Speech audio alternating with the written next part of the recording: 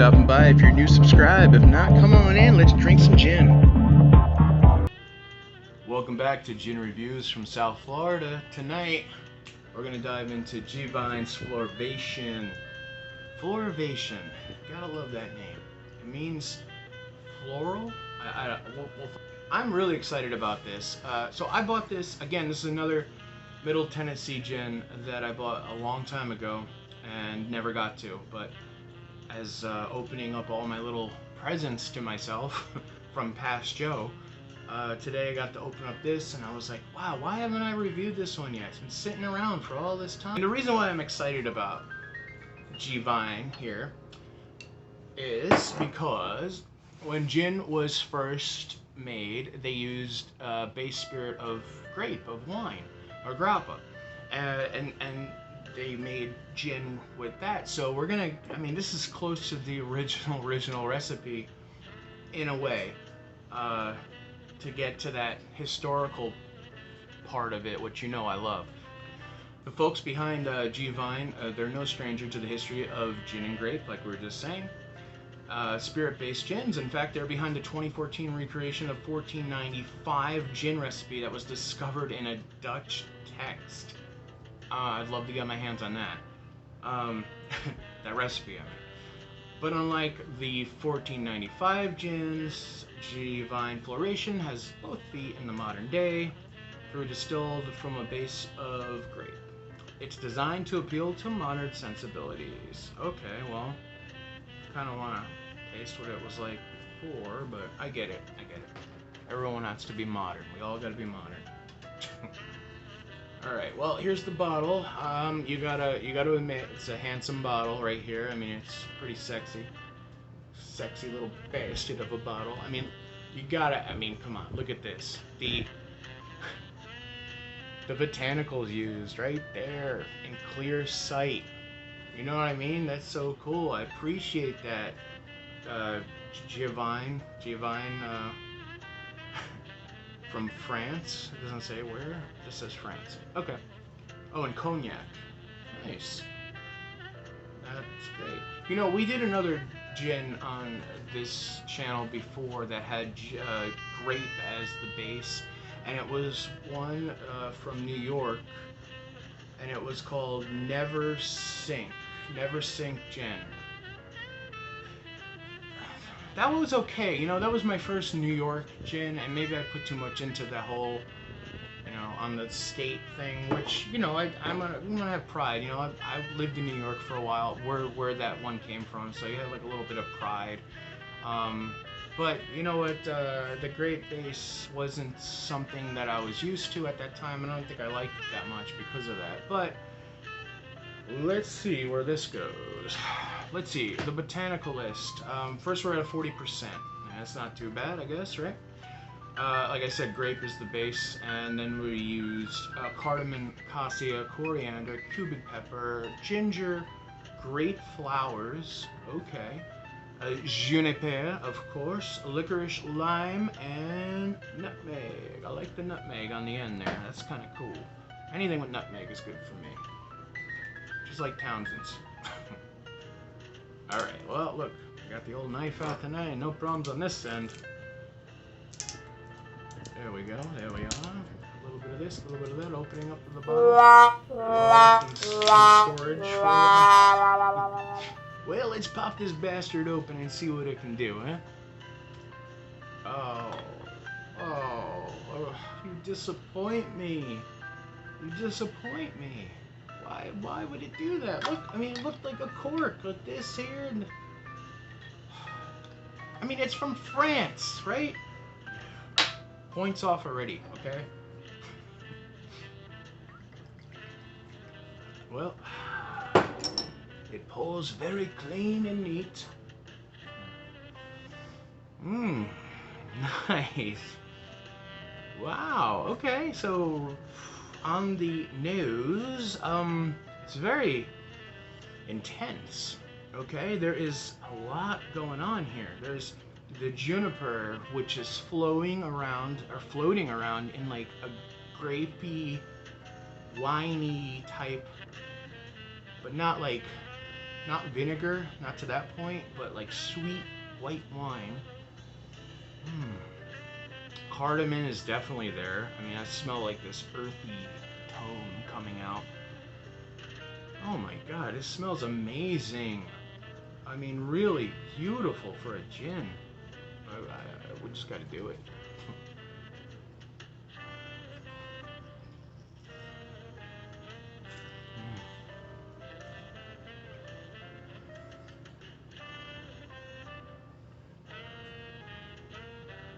Wow.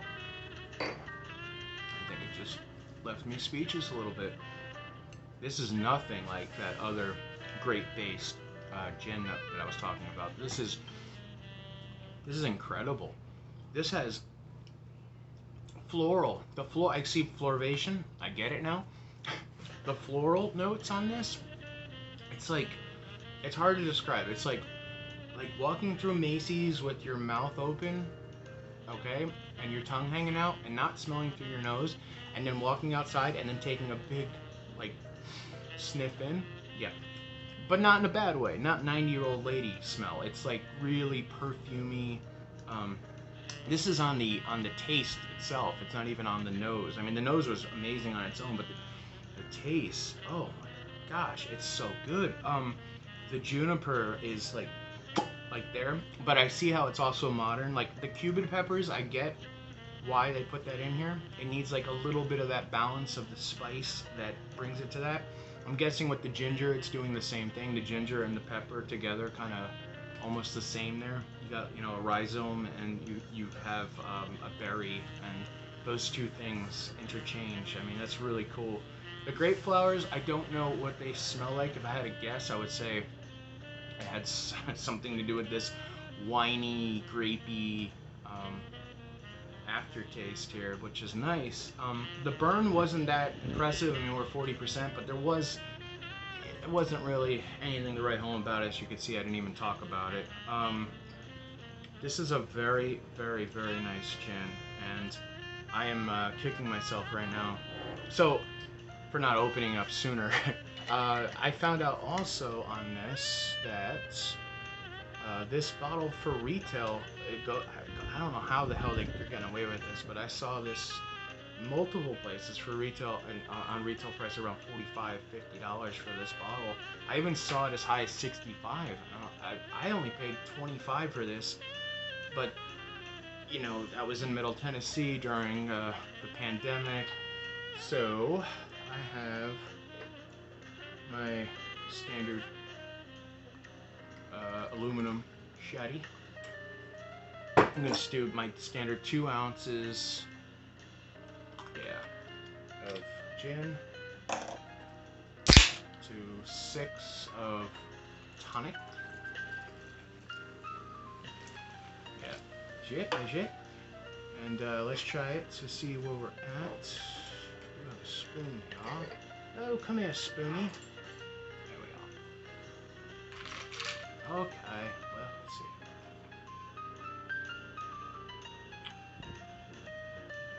see. It's not bad.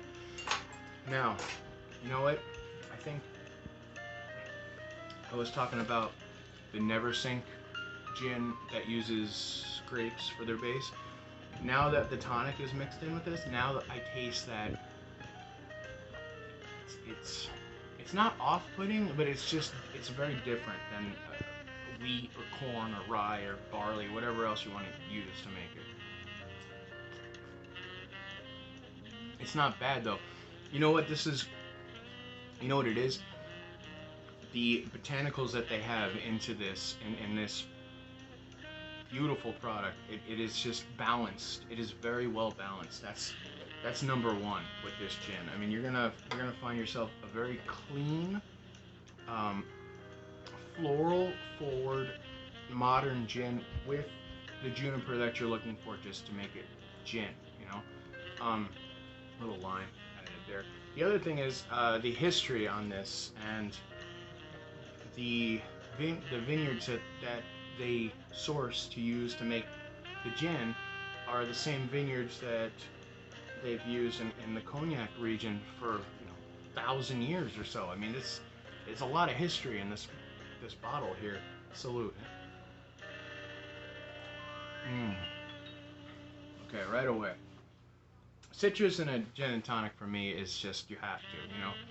I do uncitrus to make sure that the review is, you know, we're on the up and up here, and I really do know what I'm talking about. Otherwise, it's just me drinking a whole bunch of gin and talking about it. I am going to add some orange bitters and a little Angostura to make this just a tropical delight. Alright, there's that. We're going to make ourselves a little pink gin. Alright, there we are, with the swirling and the twirling ever so lightly and gingerly, as they would say. Or no one would, I don't know, maybe just in my head. But here is the gorgeous concoction. Let's hope it does the trick.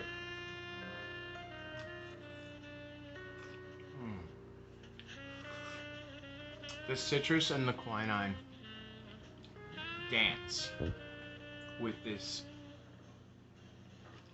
gin, with the botanical list. It is like they were, I got a feeling that they were thinking about a gin and tonic when they were putting together the botanical list. I mean, the 5 of these are classic London Dry botanicals. Beautiful wine base, grape base, spirit.